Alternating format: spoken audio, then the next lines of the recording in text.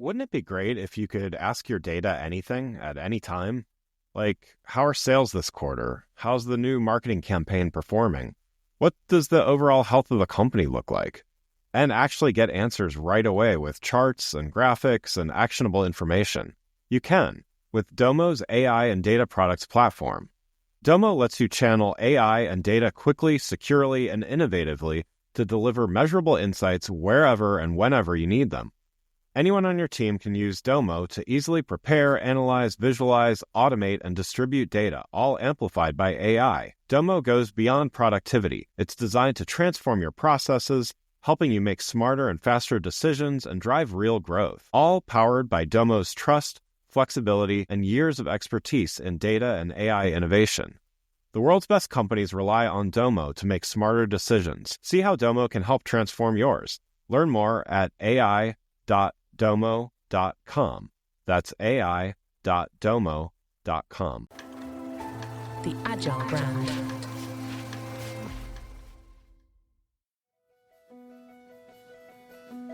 Welcome to Season 6 of the Agile Brand, where we discuss marketing technology and customer experience trends, insights, and ideas with enterprise and technology platform leaders. We focus on the people, processes, data, and platforms that make brands successful, scalable, customer-focused, and sustainable.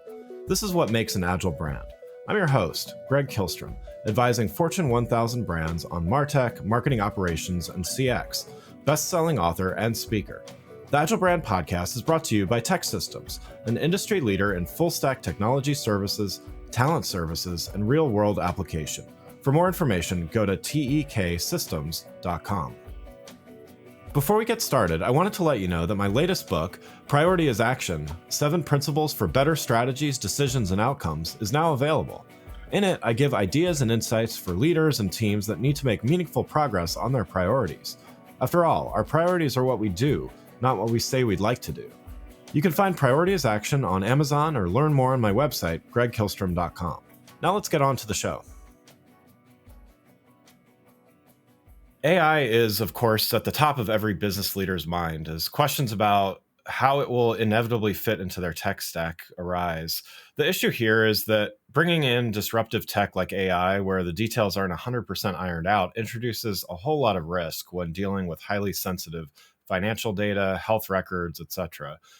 Today, we're going to talk about operationalizing AI in industries where highly sensitive customer data is involved and how to be successful while balancing those privacy and security requirements. To help me discuss this topic, I'd like to welcome Peter Roschke, CTO at Coherent. Peter, welcome to the show. Thanks for having me on, Greg. Much appreciated. Yeah, looking forward to talking about this with you. Why don't we get started, though, with you giving a little background on yourself and your role at Coherent? Great, thanks. Yeah, I've been with Coherent since the beginning, and I've been driving both the technology and the product direction for the company. And the way you can think about Coherent is we're basically the big Excel company, right? We primarily work with Fortune 500 companies. A lot of them are in the financial services space. And for them, we help them tackle sort of that mountain of Excel. And it's massive, right? It's this huge set of IP, data, sensitive information, classified details about how they do their financials. And it's this huge pile you can think of that's been accumulating for years. And the number of people that use it every day is just huge, right? If Excel were a programming language, right, it would be 15 times bigger than the top 5 programming languages combined in terms of its user base. And those people add more data, more insights, more rules, more calculations every day. And it sits everywhere inside of large organizations. And that's just a huge opportunity for companies to take this mountain that's largely unmanaged and be able to do something with it, sometimes in very specific cases. Sometimes they're very complicated Excel files, and I'm always shocked at how big they get. But I've run into some that are like 126 million formulas. It takes 20 minutes to open, and they're running some really, really complicated financial analysis on that.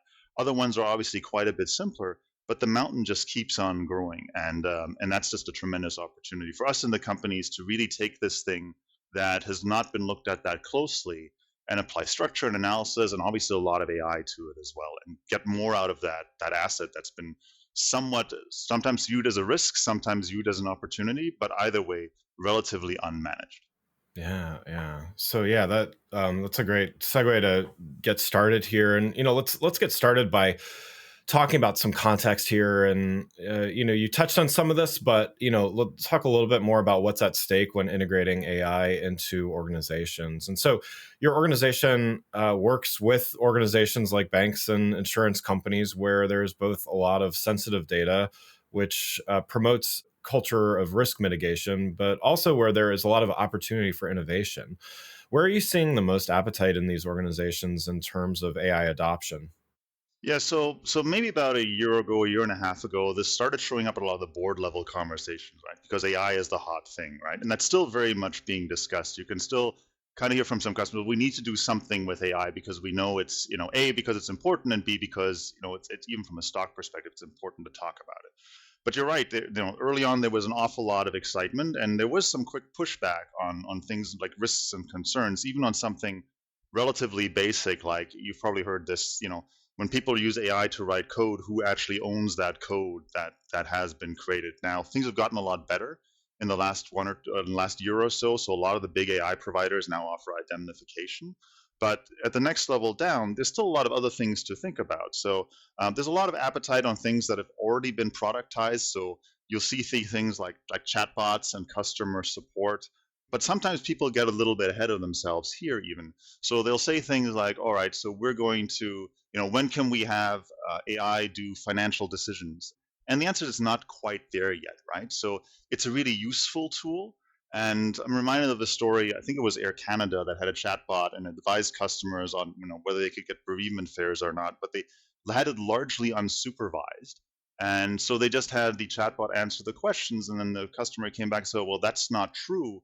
And they tried to distance themselves from the AI, saying like, "Well, that's the chatbot. That's from a different company. That's not really our business." But in Mm. reality, I think there is an accountability of companies. These AIs are becoming much more powerful, but they're still fallible. So I think if you have this attitude of, they're kind of like smart interns, you still need to supervise them and you can't quite turn everything over to them. But there are some really tremendous opportunities that are available to companies right now when it comes to having that type of resource available. Yeah. Well, and where do you see, either, the biggest opportunity or some of the biggest opportunities for these organizations, whether they're capitalizing it on it yet or not? Yeah, so I think the way I describe AI to folks is I say, look, imagine you had, an unlimited supply of interns that are able to work at 1 cent an hour and are not going to rage quit on you, right? So that's actually a pretty that's a good app description, and it makes you kind of think about this maybe in three terms, right? So one, how would you control those interns, right? How would you be able to supervise them? In a lot of sense, that's a lot like, imagine you just had more people available in certain departments where there's a lot of this sort of analysis, review, looking at text, and how would you organize those people? So I think that's one way to think about it. And in some ways, it's like you just had more employees in that space. The next question to think about is, how do you feed them? How do you give them data and information that they can then, at that sort of unlimited scale, be able to process and derive insights from? So in some cases, you have something like chatbots. Well, people are kind of doing that. There's also a lot of other information that you have available that maybe you didn't have an opportunity to look at. Maybe there's background research in the financial services space on companies that you're doing work with, but you've never had the chance to read their website on a daily basis to see if anything has changed. Maybe if you're in the marketing space, you've not had the chance to keep tabs on all of your competitors' announcements and product descriptions, but now you can actually organize these virtual interns to summarize this, and in particular do things like look at changes from month to month, so you can be much more reactive and agile to responding to that. That's something maybe people thought about in the past, but it was just really impractical to do that with people because there's just too much information. But having a bunch of resources that are able to do this at a relatively low cost that can then roll up to an employee that is competent and has got the experience to be able to guide and then take that information and do something with it is a very powerful idea and a very powerful concept. And then the third thing to think about is what happens as these AIs get smarter. So I'd say right now you're kind of operating at like an undergraduate student coming in, and that's a slight, you can argue about where that falls, but it's reasonably competent. I think with the next release we're probably going to get to graduate level and also be a little bit more refined and nuanced. But I suspect this is going to keep on accelerating. So what happens when you get like a really competent postgrad or somebody who's had 2-3 years of experience in that job? So you can imagine this line keeping on rising in terms of things that you would trust an AI to do. And as that water line rises, more and more tasks that maybe you couldn't afford to do previously, or maybe were a less exciting part of somebody's job, and you maybe couldn't afford to do 2-3 times with different perspectives, start falling into that bucket. And as that line rises, how do you get more and more value out of that? So if you're going to pick an area to explore in, I'd pick one where you can see that over time you can get more and more value by applying more of these AI resources to it. Yeah. So, maybe this is the inverse of of the previous question, but what do organizations risk by not utilizing AI? You talked about a lot of the benefits and a lot of the potentials, but there are still those that are maybe standing on the sidelines. I don't know that most enterprises are completely ignoring it at this stage, but some are a bit further ahead than others. So, what's the risk of moving too slowly? Yeah, I think it's kind of the traditional innovator's dilemma, right? So there's going to be parts of this where it comes from competition risk, right? So maybe your traditional competitors are not going to wind up adopting AI at any pace significantly faster than what you're doing. But there is the risk that there's somebody who's going to come into the market and do this thing and kind of just fundamentally go like, oh, I can do 80 or 90% of this with AI. And then they're able to do the same thing at either roughly the same quality or slightly quality, it's a little bit lower, but do it at a much, much lower cost than you've been able to do. And that can apply some real competitive and economic pressure to your company. And the scary part about that is, what was kind of workable a year ago, like, what, it's not as good as what we do. If AI keeps pace at the rate it has been, then next year that could be something that is as good, or potentially even better than what you're doing. So I think you need to just be really careful about these sort of things that are in danger of falling below that waterline we talked about, right, as AI becomes more capable, because the price drop is from something that maybe you paid somebody, 25, 50, 100, or even more dollars an hour to do, is suddenly going to be possible to do at effectively a cent an hour, or really no cost. But there's a secondary one as well, which comes from, as your customers get used to the pace and speed of response, right? So forgetting even the economic pressures, is as people get used to these fast turnaround. And if you've seen some of the demos recently on AI, right, you can sometimes the aha moment is like, oh, this used to take 3-4 seconds to respond to, and now it takes half a second to respond to. There's this huge shift, I think, that happens when something occurs that something is a little bit delayed, to something that is, even in a direct interaction with an AI or a service agent, or something that could be replaced by an AI, goes from, hey, if I'm online, I'm on a chat, and it takes the service agent 20 seconds to get back to me because they're, I know they're probably doing 3 chats at the same time, and now I'm getting one that comes back to me within, half a second to a second. That's a much better customer experience, and customers are going to expect that once it becomes prevalent. And then maybe there's a third risk that exists, I think, more in financial services than maybe some other areas, right? So we talked a little about this notion of control and having these AIs be able to look at things that maybe otherwise you wouldn't have the time to look at. So that comes everything from risk management to oversight. And again, I'm not suggesting that AIs are the ultimate overseers, but certainly they can look at a lot more things than a human team could look at.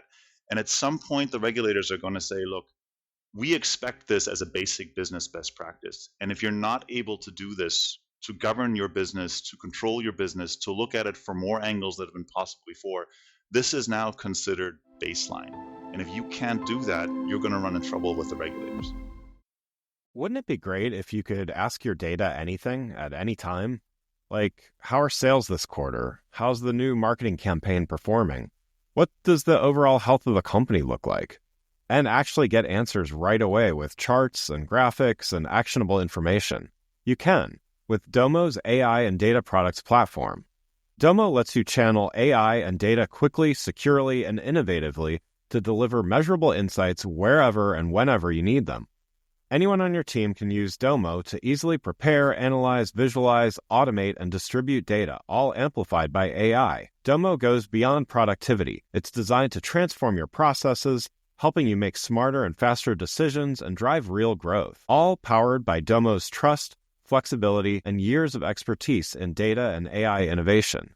The world's best companies rely on Domo to make smarter decisions. See how Domo can help transform yours. Learn more at ai.domo.com. That's ai.domo.com. And so, working with the companies that you do, I'm sure you have, you see a lot of the good and the bad. We'll just put it that way, as far as implementation, and none of this stuff is easy, but sometimes it's more straightforward than others. But what are some of the common challenges that you see organizations having when they're integrating more or deeper AI into their tech stacks? So aside from the legal issues, right, Yeah. which are still being addressed, I think actually AI is pretty straightforward as far as tech goes. I've been in tech for a very long time. It is one of the more accessible ones out there because effectively you're programming AI in English language, right? It's like somebody described it once, it wasn't me, but somebody said, look, the amazing thing about AI, the programming tool for it is just English or whatever your native language happens to be.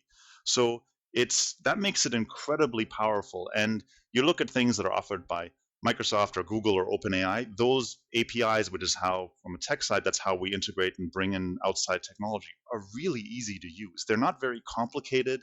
They're very easy to set up. It's one of the easier sort of technical on-ramps that is out there.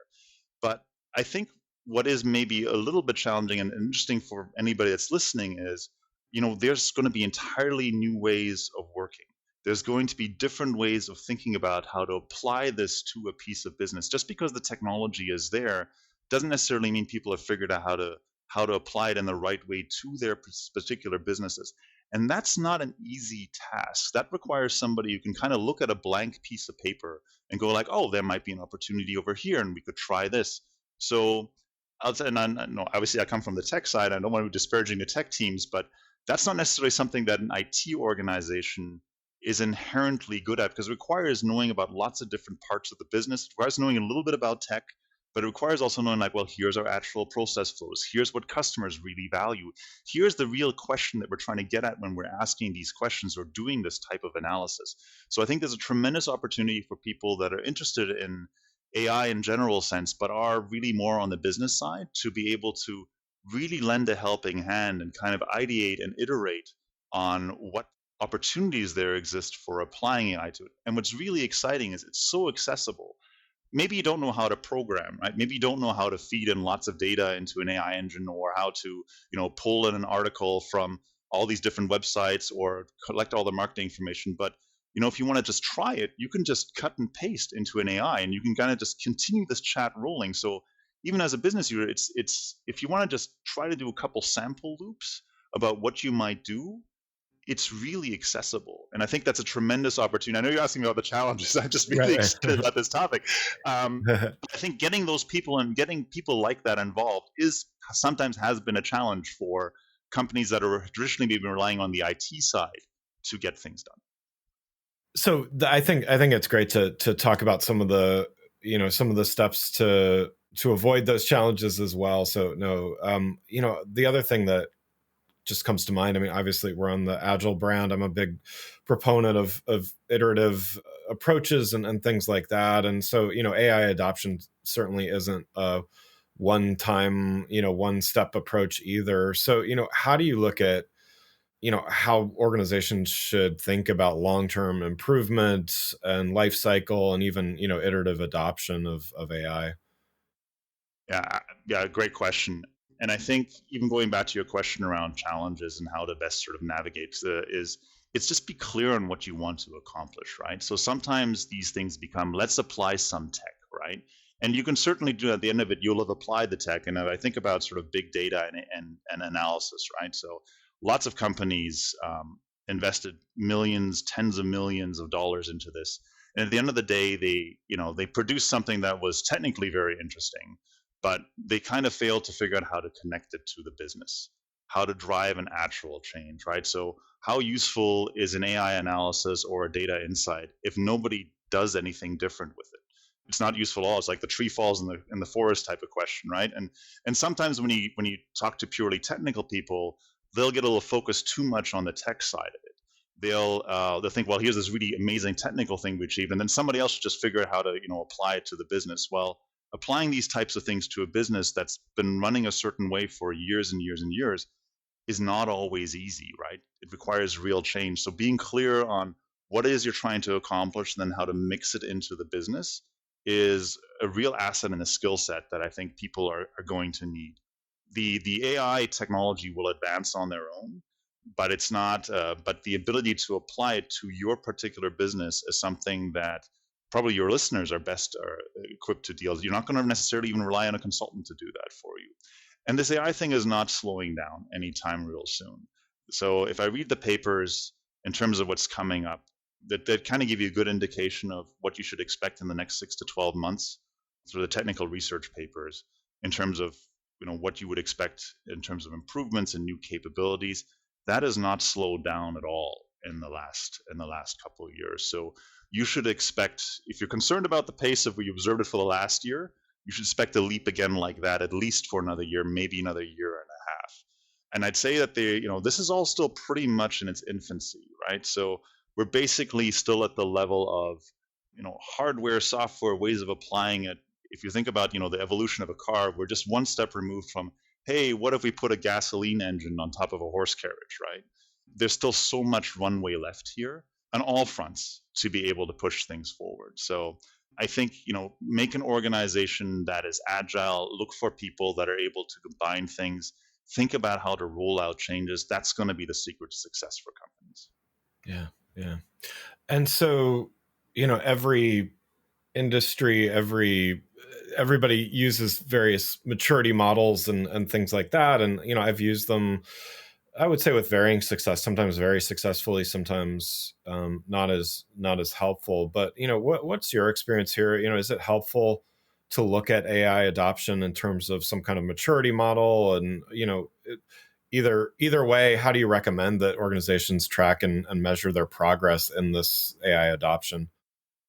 Yeah, it's that point I was just talking about earlier. I think think about the rate at which you're driving real outcomes, right? So Yeah. if you give a team a budget and say, I need to do something with AI, you're almost certainly going to get something AI at the end of it, right? Right. But the idea is, I need to solve a business problem, and AI may be the right tool for it, right? And it certainly will be in an increasing number of cases, but keep focused on what it is that you need to achieve from a business standpoint, because sometimes that last mile of actually delivering real customer value, of having a real impact on the market is hard. And it's just as hard as the sheer technical side. So think about what is the outcome you're trying to drive towards. Make sure you frame the question the right way of what it is that you expect your innovation team to be able to do, what it is that you expect as an outcome. And look, there's a reasonable chance that AI will play some role in this, but there'll be other parts that are just as important that the team can't lose track of. So I'm a big believer in focusing on the business outcome and kind of having everything else defined in there.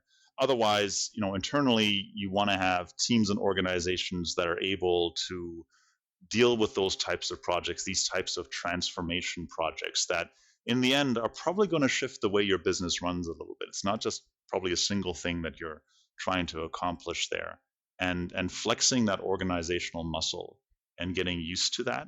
Because as we said, the pace is going to keep on running at the rate it has. There'll be more and more AI is, I think, really helpful for most organizations to do. Yeah, absolutely. Well, Peter, thanks so much for joining. One last question before we wrap up here. You've given a lot of great insights and advice already. Whether it's something you already shared or something else, what's one next best action that you'd recommend for those listening who want to make some meaningful strides in their AI adoption, but maybe aren't sure where to get started, or maybe get over the hurdles of ad hoc and uncoordinated adoption? Sure. First of all, thank you for having me on. I really enjoyed the conversation. Really appreciate it. Yeah. I'd say the number one recommendation I have is try it yourself. So if you've been kind of sitting on the edges and going like, oh, I don't know, this Chat GPT thing, I've been playing with it, or even if you heard about some of the newer models that are coming out, is just log in and try it. Ask it questions. And I'd say in particular, do the follow-up loops. Like sometimes I see people, they just kind of throw in a bunch of text and go like, it doesn't really produce the thing you want.